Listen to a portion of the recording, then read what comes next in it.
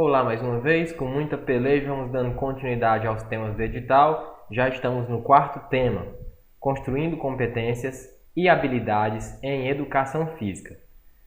Então vamos lá, sem perda de tempo, tentando resumir ao máximo, mas abordando todo o conteúdo. Bom, habilidades e competências em educação física. Competência e habilidade, segundo o senso comum, o que a gente utiliza no dia a dia, essas palavras, é a mesma coisa. Você tem uma habilidade, você tem competência.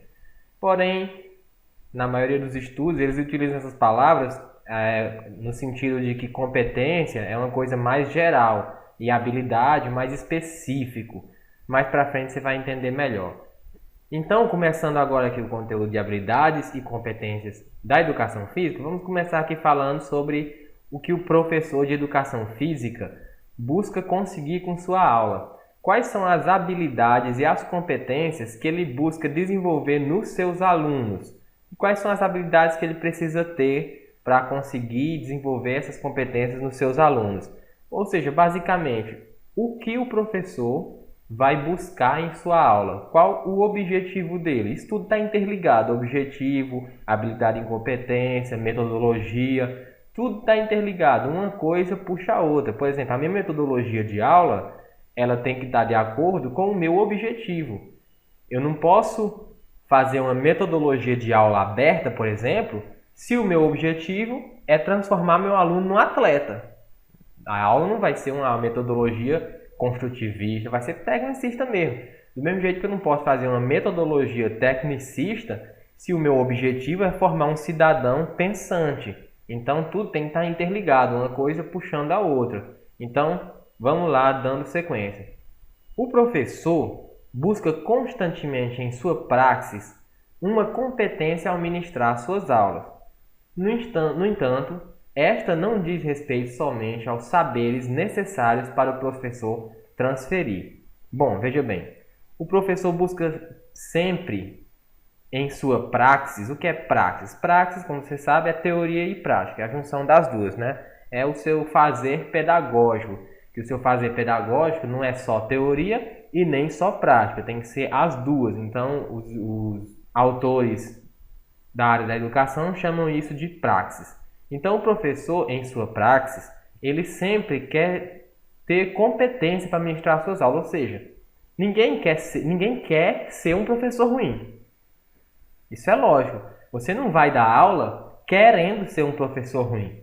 Você pode até ser um professor ruim, mas porque você não consegue ser bom. Ninguém quer ser um professor ruim. Então, o professor sempre ele busca ser um professor bom. Ele busca ser um professor competente naquilo que ele faz.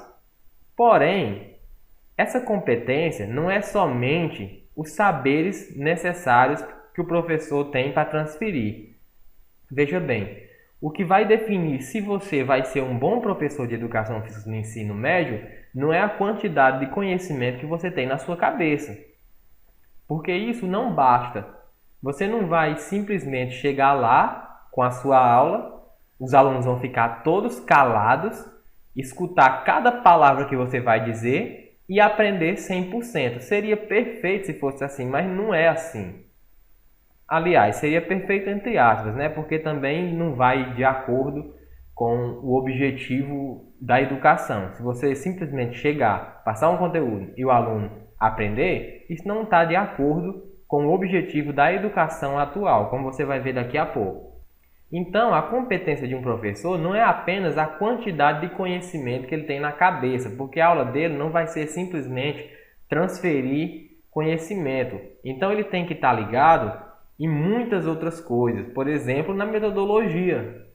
Não basta eu saber o conteúdo se eu não souber passar. A minha didática, por exemplo, só um exemplo, Também não é só isso, Então, tem várias coisas que interferem, que vão definir se eu vou ser um professor bom ou não, se eu vou atingir meu objetivo ou não. Muitas vezes você sai da faculdade, onde você se especializa muito no conhecimento, é uma grande especialização lá do conhecimento, você se aprofunda bastante, e aí você sai da faculdade achando que quando chegar no ensino médio, você vai transferir, você vai passar para os alunos todo aquele conhecimento que você aprendeu na faculdade. Eu mesmo passei por isso quando eu saí da faculdade. Você pensa, nossa, isso aqui é muito legal, essa teoria daqui da contração muscular, da actina, da miosina, dos túbulos T, essas coisas. Eu vou passar isso aqui por menino. Quando chega lá, você vê que não é assim. Você não vai se aprofundar tanto no conhecimento, porque não é o foco principal de lá. Então você vai ver que a educação tem outros focos, não um aprofundamento tão exagerado no conteúdo. Não que não seria bom você aprofundar o conteúdo, é claro que seria. Porém, com os outros objetivos que a educação tem, acaba não tendo tempo para isso. O aluno iria passar quantas horas na escola? 20 horas por dia? Só se fosse para dar tempo. Não tem como. Então, esse aprofundamento maior do conteúdo vai ser feito só na faculdade mesmo. Na escola, você vai ver que o caminho é outro. Então, vamos lá, para frente. A educação física normalmente é pontuada como uma ciência que envolve apenas o desenvolvimento de exercícios físicos e diversos esportes. Entretanto, ela não é apenas isto, mas sim uma educação voltada para o corpo inteiro. Um desenvolvimento global que envolve a interligação entre teoria e prática. Ou seja, a educação física, comumente, ela é associada apenas ao exercício físico, à prática de esportes. A maioria das pessoas não entendem bem que a educação física vai além disso. Acha que ela se resume apenas à prática esportiva. É claro que a prática esportiva é uma parte muito importante da educação física. É uma parte considerável da educação física. Porém, ela não é só isso. A educação física, ela busca um desenvolvimento global do aluno. Uma educação de corpo inteiro. O que seria essa educação de corpo inteiro? Veja bem, a mente faz parte do nosso corpo. Então, é uma educação voltada para corpo e mente, e social, ou seja, global. Todas as áreas do ser humano. É uma formação integral do ser humano, no seu campo físico, no seu campo mental e no seu campo social. E envolve a interligação entre teoria e prática. Isso é um ponto bem importante da educação física. Veja bem, interligar teoria e prática, ou seja, o aluno compreender a ligação entre teoria e prática, para ele não, porque muitas vezes o aluno ele vê um conteúdo teórico na escola e ele não consegue perceber esse conteúdo como uma coisa importante para a vida prática dele. É comum ou não é isso? É muito comum. O aluno estuda uma equação lá na escola e ele, para que eu vou precisar disso na minha vida? Então, muitas vezes o professor acaba falhando nessa interligação entre teoria e prática. Isso é muito importante. E isso acontece muito na educação física. A educação física é uma disciplina extremamente importante para a formação global do aluno, porque, veja bem, normalmente na escola é a única disciplina que tem prática. Aí, veja bem, por exemplo, você pegar uma disciplina como filosofia, sociologia ou formação cidadã, o professor muitas vezes vai estar lá na sala ensinando teoricamente, ou seja, de maneira teórica, as questões do respeito, do racismo, da aceitação, a compreensão, ou seja, a vida social, né? Conseguir conviver bem. Porém, ele está ali só no campo teórico. Então é muito fácil você estar falando, olha, a gente tem que respeitar o próximo, a gente tem que saber como resolver um conflito sem brigar. É muito fácil você estar falando. Porém, a educação física coloca isso na prática. O aluno vai lá para a quadra, competir com um amigo e perder. Então lá ele vai mostrar se realmente ele consegue botar em prática aquilo que ele viu na sala de maneira teórica. Se ele vai conseguir se perder e levar na esportiva, se ele vai conseguir resolver um conflito de maneira pacífica, sem briga. E muitas vezes isso acaba não acontecendo. O aluno na quadra barrou no outro e dá uma briga. Ou seja, ele estava lá na aula de filosofia ou de formação cidadã falando que tem que resolver um conflito sem briga, aí quando é na hora da prática ele não consegue. Então isso é uma grande importância da educação física para a formação global do aluno. Então vamos lá. Glaser, 1981, ou seja, já nas teorias modernas da educação física, né, que foram após o governo militar caiu em 85, porém da década de 80 já começavam as novas teorias. Então Glaser defende ainda que a educação física seja um aspecto da educação, por parte de um todo. Portanto, tem os mesmos fins da educação, isto é, formar um indivíduo físico, espiritual e moralmente sadio. Veja bem, a educação física, ela é parte da educação. Então, todas as disciplinas estão juntas na escola. Não é cada disciplina no seu canto separadamente, não. Todas elas estão juntas de maneira interdisciplinar com um objetivo só, que é formar um indivíduo melhor, formar um indivíduo íntegro, completo, não formar só a mente dele, não formar só uma pessoa que tem muito conhecimento. Não só isso, não adianta nada uma pessoa sair da escola sabendo tudo de história, de matemática, de português, mas não saber respeitar uma pessoa diferente dele. Então, tudo isso faz parte da educação atual, no geral, em todas as disciplinas, inclusive na educação física. Então, como o Glaser está falando, a educação física deve ser um aspecto da educação no geral, como um todo. Todas as disciplinas trabalham juntas, com esse objetivo em comum. Continuando aqui, uma frase interessante do Paulo Freire. Quem ensina aprende ao ensinar, e quem aprende, ensina ao aprender. Como a gente já viu aí na aula passada, por exemplo, as teorias das aulas abertas. O professor, ele não pode chegar na escola com a aula pronta. É claro que ele tem que planejar a aula dele. Porém, ele não pode chegar com a aula pronta que seja imutável. Que ele vai dar a mesma aula para todas as turmas do mesmo jeito, sem mudar uma vírgula. Nem que ele queira, ele não consegue isso. Por exemplo, eu já cheguei a trabalhar com 27 turmas, 27 não, mas eu já cheguei a trabalhar com 22 turmas diferentes no mesmo ano. E às vezes já aconteceu de eu dar a mesma aula nas 22 turmas na mesma semana. Ou seja, você imagina você dar a mesma aula 22 vezes numa semana.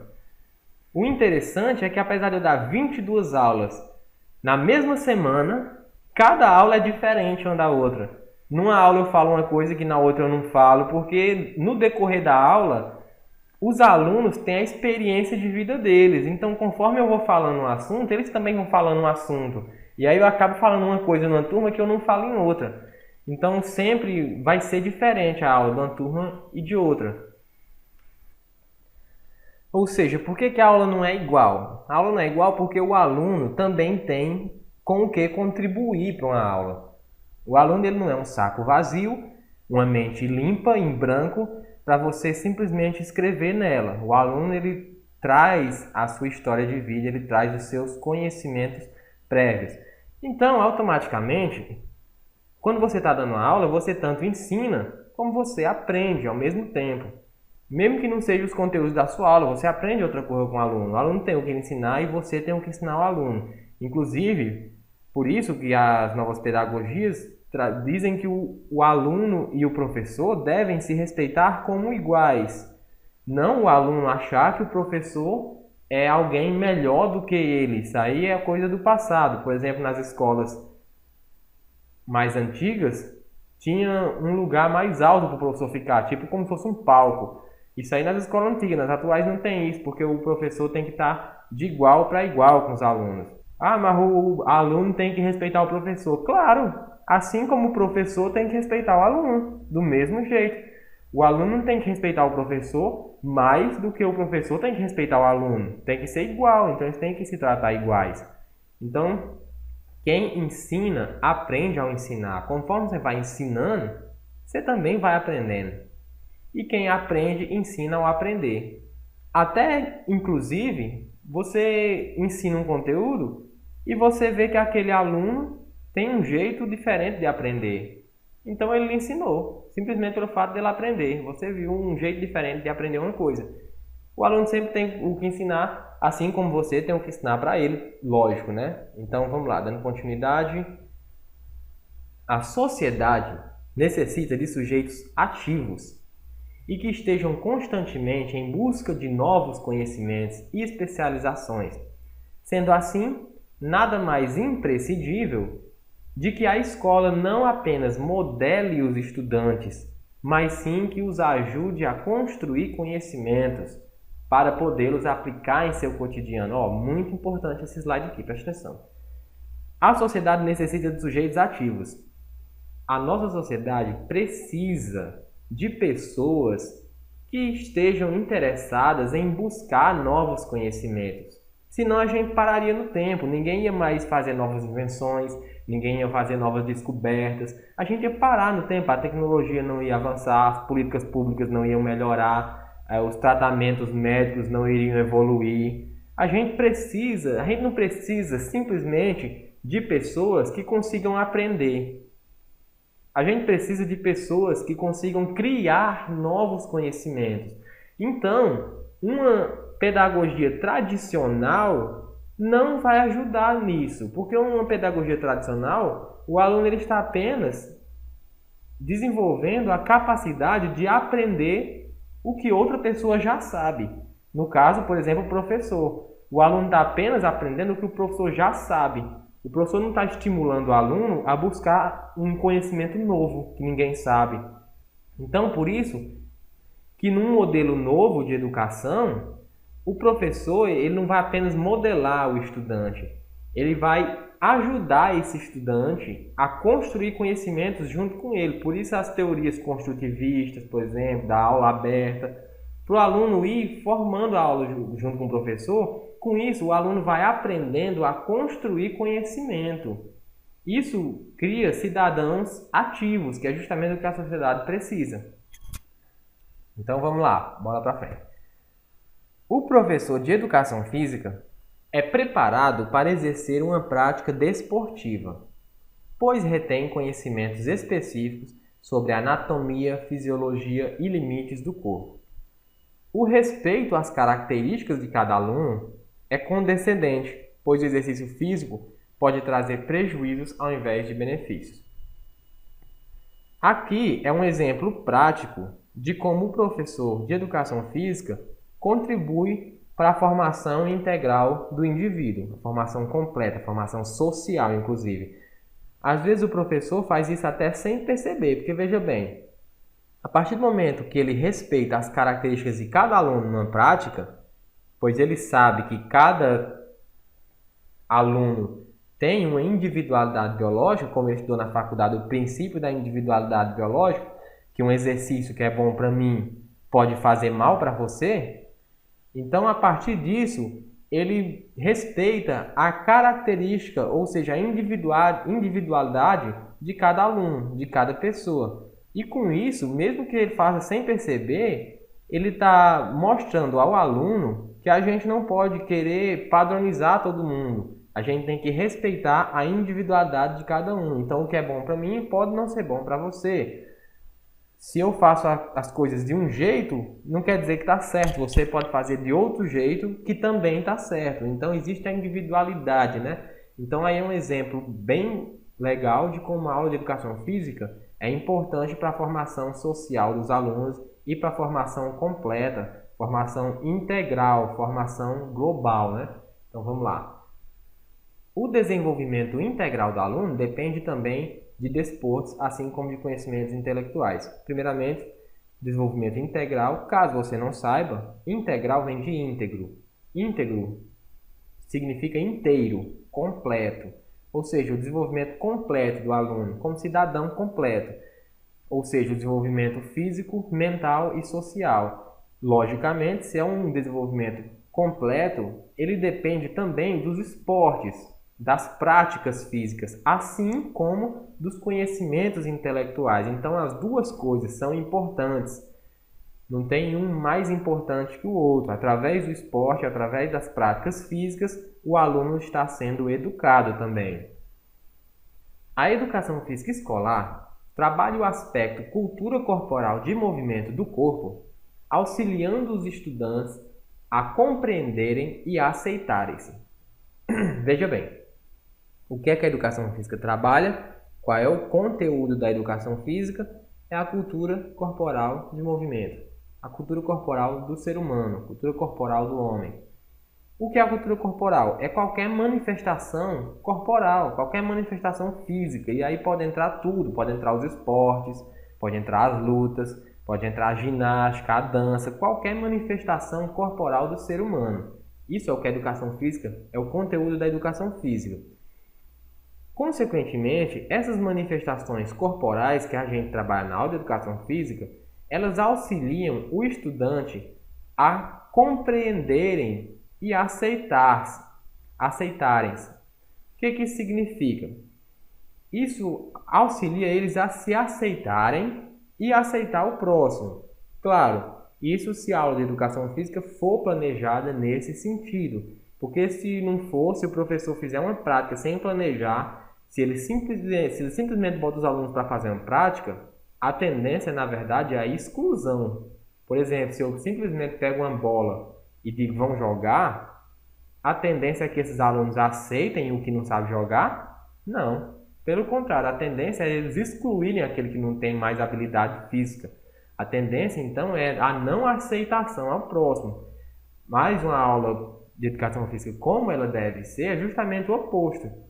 É mostrar que a gente tem que aceitar o próximo e compreender as individualidades dele. Isso é um aspecto. O outro aspecto é em relação ao corpo, por exemplo. O aluno vai passar a aceitar o seu próprio corpo e o dos colegas também. Porque, veja bem, a educação física ela não pode ser trabalhada, em hipótese alguma, visando o esteticismo, visando um corpo padronizado pela mídia, de jeito nenhum. A gente trabalha o exercício físico na perspectiva da saúde, não de você estar com o corpo como a mídia mostra. Então o aluno tem que entender que ele precisa sim fazer o exercício para a saúde, mas não porque o corpo dele é feio, ele precisa de um melhor. Isso não, ele, pelo contrário, ele tem que aceitar o corpo que ele tem e aceitar o corpo dos colegas também. Então isso faz parte da educação global de um aluno, de um ser humano, de um estudante. A influência dos pais, assim como dos professores, sobre a criança na sua iniciação esportiva é esmagadora. Veja bem, a influência dos pais, primeiramente, lógico, a influência dos pais vai fazer uma diferença muito grande se aquela criança vai crescer e se tornar um adulto fisicamente ativo ou não. Por exemplo, hoje em dia a maioria dos pais, maioria mesmo, não quer que o seu filho saia para brincar na rua, porque é mais cômodo para ele se o seu filho estiver sentado no meio da sala jogando videogame. É mais cômodo para o pai, é melhor dele cuidar, é melhor dele prestar atenção do que ir lá para fora e ficar observando o menino brincando. Porém, isso aí será uma atitude extremamente prejudicial para a criança, porque ela vai crescer e se tornar um adulto sedentário. E a maioria dos pais hoje em dia são assim, eles não querem que os seus filhos vão brincar, então eles não estimulam. O correto seria o contrário, seria o menino querer ficar jogando videogame e o pai dizer, não, vai jogar bola, vai nadar, vai fazer um esporte. Seria esse o correto. Então, a influência dos pais é decisivo para se essa criança vai ser ativa ou não. E a dos professores também. Todos os professores no geral, mas principalmente o professor de educação física.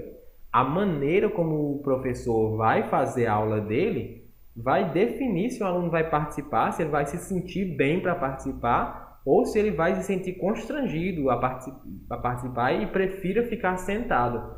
Mesmo que você mande ele fazer um trabalho escrito, ele prefere fazer o trabalho escrito do que participar da sua aula. Então, influencia totalmente se essa criança ou adolescente vai ser uma pessoa fisicamente ativa ou não.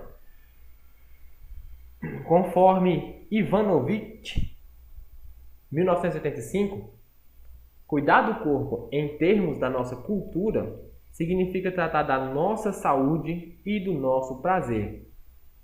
O corpo, nesse aspecto, não é visto de acordo com os destaques das mídias, como estereótipo de beleza, mas sim como uma possibilidade de harmonizar saúde e prazer. Veja bem, eu já vi isso muito em questões de concurso, eles quererem dizer que a educação física busca um corpo bonito.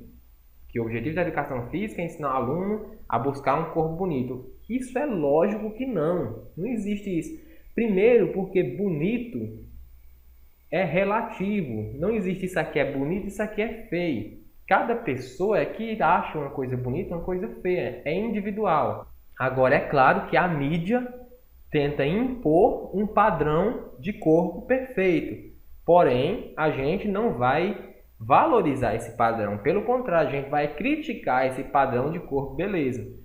Porém, a gente vai estimular o esporte, estimular a prática física no aluno, mas não na perspectiva de um padrão de corpo midiático, e sim na perspectiva de saúde e prazer. Saúde, como eu acabei de falar para vocês, porque hoje em dia as doenças crônicas estão esmagadoras na população e a gente tem que estimular essas pessoas a praticar um exercício físico para combater essas doenças.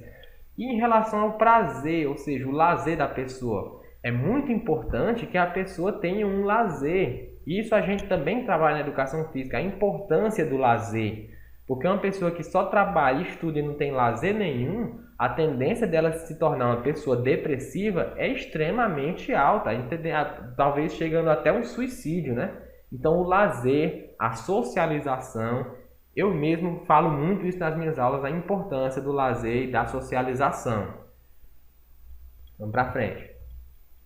É importante descobrir nosso corpo, senti-lo, conhecê-lo em seu poder, sua força. Através desse corpo conhecido, consciente, ter um contato com a realidade, um contato verdadeiro e não neurótico, desfigurado, que nos afaste de nós mesmos. Isso aí é também o que eu acabei de falar. Você tem que descobrir o seu corpo, sentir seu corpo, conhecer seu corpo, seu poder, sua força.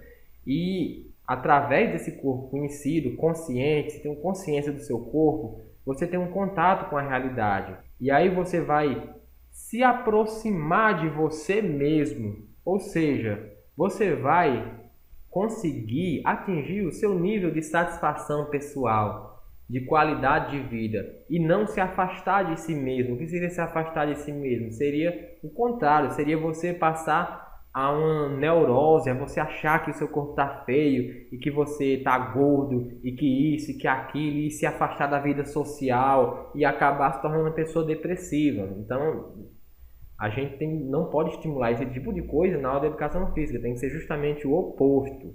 Criticar o padrão de corpo difundido pela mídia e mostrar o exercício físico como uma coisa boa para a saúde e para o lazer, e não para esteticismo. Então vamos continuando. O jogo é uma forma de disponibilizar aos alunos espaços de criações. É através dele que se trabalham regras, os limites, os conceitos de ganhar e perder. Resumindo, o jogo na educação física é um conteúdo que está totalmente de acordo com as novas tendências educacionais, ou seja, da formação de cidadão melhor, cidadão crítico, cidadão consciente. O jogo é perfeito para isso, porque através do jogo você coloca uma pessoa para competir com outra pessoa, ou um time para competir com outro time. E isso é totalmente a nossa vida do dia a dia. A nossa vida é uma competição. Você está sempre estudando para passar na frente dos outros, você está trabalhando para ter uma vida melhor. É uma competição. Porém, é justamente você não vai querer crescer pisando nos outros, né? Diminuindo os outros. E é justamente isso que trabalha no jogo, por exemplo, ganhar e perder. Você vai mostrar que você está competindo com uma pessoa, porém, tem que ser de forma honesta, de forma justa. Você não pode ver a pessoa, o seu adversário, como um inimigo, que você vai ter raiva dele, fazer o possível para ganhar, nem que tenha que destruir ele. Não, pelo contrário. Você vai mostrar através do jogo muitas coisas interessantes da nossa vida. A questão de ganhar e perder, você vai ver que o seu competidor é alguém que está competindo com você, mas ele faz parte da sua vida. Se ele não estivesse competindo com você, não haveria essa competição, não haveria o jogo, não haveria o lazer. Então, falo também sobre regras. O que são as regras? Na sociedade, a gente vive sob regras das leis. E aí tem que ver a importância das regras. As regras foram impostas para a gente? Não, não foram impostas para a gente. As leis não foram impostas para a gente. Pelo contrário, a lei é algo que faz com que a vida em sociedade seja possível. Se não tivesse lei, não teria como você viver em sociedade, porque cada um faria o que queria. Se não tivesse regra no jogo, não teria como ter um jogo.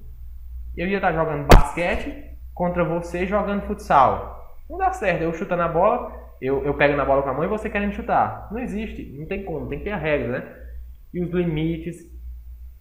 Enfim, o jogo é uma ferramenta muito poderosa do professor de educação física para atingir o objetivo da educação global do aluno. Continuando. Tendo isto em vista, cada educador poderá refletir quais são os seus preceitos e funções dentro de uma comunidade. Ou seja, tendo em vista tudo isso que eu falei, você como professor, e como eu já falei na aula passada, você não vai simplesmente pegar um livro, ver uma tendência pedagógica da educação física e seguir ela cegamente. Não, pelo contrário. Você como educador vai construir sua prática, levando tudo isso em consideração, vendo o que é o objetivo, o que você quer que o seu aluno atinja, o objetivo que você quer que o seu aluno atinja, e através desse norte é que você vai planejar a sua prática. E isso fica bem aberto a critério de você como professor. Entretanto, atualmente as escolas públicas focam muito em Enem. Quando você começar a trabalhar, você vai ver que eles passam o ano inteiro falando em Enem, Enem, Enem, Enem, Enem, Enem e acabou. É o ano inteiro, porque a escola quer resultado. Enfim, o Enem é uma prova enorme que o aluno faz ao final do ensino médio. Essa prova abrange todos os conteúdos do ensino médio, inclusive educação física, e aí ele diz já antes da prova quais são as competências e habilidades que ele vai medir dos alunos, que ele vai mensurar dos alunos, avaliar no caso, né? E aí ele divide essas competências e habilidades entre áreas, porque o Enem, ele não divide muito bem por disciplina, ele não divide, questões de português, questões de arte, questões de educação física, ele não divide. Ele divide apenas por área. Por exemplo, tem as questões de linguagens e códigos, tem as questões de ciências da natureza. Isso proporciona uma interdisciplinaridade que muitas vezes uma questão mistura o conteúdo de biologia com química, por exemplo, mistura o conteúdo de história com geografia, mistura o conteúdo de português com educação física. Então acaba misturando tudo. E aí ele coloca as competências da área de linguagens e códigos. E aí quando você lê a habilidade, você percebe em qual disciplina se encaixa mais. Por exemplo, das competências que ele fala de linguagens e código, a competência 3 é a que se encaixa melhor em educação física. A competência 3 é compreender e usar a linguagem corporal como relevante para a própria vida, integradora social e formadora da identidade. A competência 3 se divide em 3 habilidades, que é a habilidade 9, 10 e 11. Veja bem, você já fez projeto de monografia, você já fez projeto de pesquisa, você sabe o que são objetivos geral e objetivos específicos. Competência e habilidades aqui para o Enem é como se competência fosse o objetivo geral e habilidades é o objetivo específico. Então aqui é o objetivo geral, que ele quer do aluno, que o Enem quer do aluno, e aqui os objetivos específicos que o Enem quer do aluno, H9, H10 e H11. Vamos falar aqui de cada um. Primeiro começando aqui pelo H9. O H9, a habilidade 9, das linguagens e códigos para o Enem é que o aluno consiga reconhecer as manifestações corporais de movimento como originárias de necessidades cotidianas de um grupo social. O que isso quer dizer? Resumindo, ele quer que o aluno veja a cultura corporal como uma necessidade social. Como assim a cultura corporal como uma necessidade social? Veja bem, por quê? Ele vai ver qual a importância histórica e social dos movimentos corporais, das manifestações corporais, de todos, desde movimentos básicos, por exemplo, correr, nadar, pular. Qual foi a importância disso para a história da humanidade? Quando foi que o homem aprendeu a nadar, por exemplo? Isso foi importante para o ser humano? Foi muito importante para o ser humano, porque ele passou a utilizar um novo ambiente, o aquático, que ele não utilizava até então, né? Enfim, a aptidão física, por exemplo, o esporte, ou não o esporte, mas qualquer atividade física voltada para o desenvolvimento corporal, o desenvolvimento físico. Qual a importância disso para a humanidade? Por quê? Por que que as pessoas estão na academia? Por que que as pessoas buscam academia hoje em dia? Por que que elas buscavam academia há 100 anos atrás? Por que que as pessoas praticam esporte hoje? Por que que elas praticavam há 100 anos atrás, há 1000 anos atrás? Qual a relação disso com a sociedade? Os esportes e a competição, por exemplo, os eventos esportivos, qual a importância disso para uma sociedade? Tem importância ou será que é só besteira? Esse negócio de Copa do Mundo, isso é alienação, isso aí não é a maior besteira do mundo. Por exemplo, você pode aí levar para uma coisa bem mais histórica. Você vai falar, por exemplo, de lutas, você pode falar das lutas que aconteciam lá no Coliseu Romano, que eram até a morte. Oh, que barbaridade, totalmente diferente das atuais. Mas e para a época, como era? Como era que as pessoas viam? Qual é a importância disso aí na época? Foi uma coisa boa? Foi uma coisa ruim? Enfim, qual a importância das competições hoje para a sociedade? O que é o futebol para o Brasil hoje? O lazer, qual a importância de você ter um lazer? Por que você ter um lazer? É importante você ter um lazer? Enfim, a habilidade 9 é justamente isso, ó, reconhecer as manifestações corporais de movimento como originárias de necessidade cotidiana de um grupo social. Então é um aluno perceber todas as manifestações corporais no seu sentido social, qual a necessidade, qual a importância social dessas práticas corporais. Então essa é a habilidade 9, que é cobrada no Enem, na disciplina de Educação Física. A habilidade 10, reconhecer a necessidade de transformação de hábitos corporais em função de necessidades sinestésicas. Sinestésicas, a palavra cine vem de sinestesia, de movimento. Então veja bem, necessidade, o objetivo aqui é o aluno perceber, o aluno entender a necessidade de transformar os seus hábitos de vida, os hábitos corporais no caso, por causa de necessidade de movimento. Ou seja, é o exercício físico para a saúde. É o aluno perceber a importância desse exercício físico para a saúde dele, a importância dele mudar o hábito de vida dele. Ele perceber que se ele mora perto da escola, vá de pé, não vá de ônibus. É importante para a vida dele. Então, veja bem, doenças hipocinéticas. O que são doenças hipocinéticas? Você já deve saber. São doenças, hipo significa pouco, cinética, movimento. Então, são doenças que são causadas pela falta de movimento, que são essas doenças que estão matando o nosso povo hoje em dia, porque nós estamos se movimentando cada vez menos, principalmente com o avanço da tecnologia, as escadas rolantes, o elevador, o carro, a moto, controle remoto, tudo favorecendo para que a gente não se mexa. E o nosso corpo ele não foi feito para não se mexer, foi feito para se mexer. Então você vai trabalhar com os alunos a importância do movimento, a importância de se mexer, a questão da expectativa de vida. No Brasil a pessoa está vivendo mais, está vivendo menos. Qual a expectativa de vida de uma pessoa que não se movimenta, a expectativa de vida de uma pessoa que se movimenta? E mesmo que ele viva muito, vale a pena viver muito sem ter uma qualidade de vida? Vale a pena você viver 90 anos, sendo que desde 60 você está numa cama sem se levantar? Então, vê a importância de você conseguir manter um hábito de vida saudável para que você possa viver muito, mas viver bem. E também estudar aí a questão do corpo, estudar como funciona o corpo, porque tem que entender como funciona o nosso corpo, os sistemas, o funcionamento, o sistema muscular, o sistema cardiovascular, respiratório, como é que funciona o nosso corpo, que aí assim é que ele vai entender a patologia, ou seja, primeiro tem que entender como é que funciona o corpo para entender por que ele não pode fazer aquilo. Por que é que eu não posso ficar sentado o dia todo? Ele tem que entender o corpo primeiro, né? Então, veja bem, por que fazer exercício e como fazer. Tudo isso está incluído aqui dentro da habilidade 10.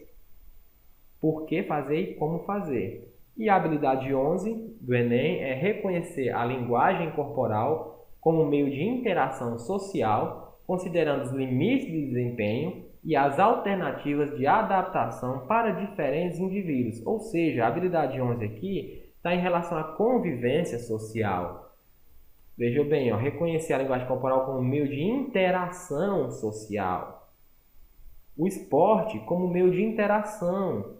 Através da prática de um determinado esporte, eu convivo com outras pessoas, é o meu lazer. E isso considerando o limite de desempenho, ou seja, respeitando a individualidade de cada um. Então não é um esporte para rendimento, é um esporte participação, né? É um esporte onde todos participam respeitando a diferença, respeitando a individualidade de cada pessoa. Então, alternativas de adaptação para os diferentes indivíduos. Ou seja, se for preciso adaptar um esporte para que alguém possa participar, então que adapte. Não vamos fazer o esporte do mesmo jeito que é, porque todo mundo tem que participar. Então, isso tudo está envolvido aí na convivência social, que é, ou seja, respeito às diferenças, a autoaceitação e a aceitação do próximo também, a convivência com outras pessoas, a vida em sociedade, regras. Tudo isso está envolvido na habilidade 11. Como é que a gente consegue viver em sociedade? É possível viver bem, sem conflitos? Ou vai ter conflitos, mas a gente tem que saber como resolver? Enfim, se você prestou atenção, essas habilidades aqui da educação física do Enem, habilidade 9, 10 e 11, são muito pertinentes. Se você basear as suas aulas de educação física nessas 3 habilidades, mesmo que você não esteja focado no Enem, porque eu mesmo, antes eu focava no Enem. Hoje em dia eu nem estou mais focado no Enem. Porque eu não acho que vale a pena. Vejo outras possibilidades para a educação física. Até porque no Enem cai muito pouco questão de educação física. Geralmente cai 1 ou 2. No ano passado não caiu nenhuma. Então eu não faço meu trabalho hoje mais, eu não faço mais pensando em Enem. Mas mesmo que eu não faça meu trabalho pensando em Enem, essas habilidades aqui estão totalmente de acordo com os objetivos da educação física, segundo a minha concepção. Acho muito pertinente essas habilidades que tem aí, né? Então, beleza, essa aula aqui era isso que eu tinha para falar para vocês. Até a próxima aula com resolução de questões.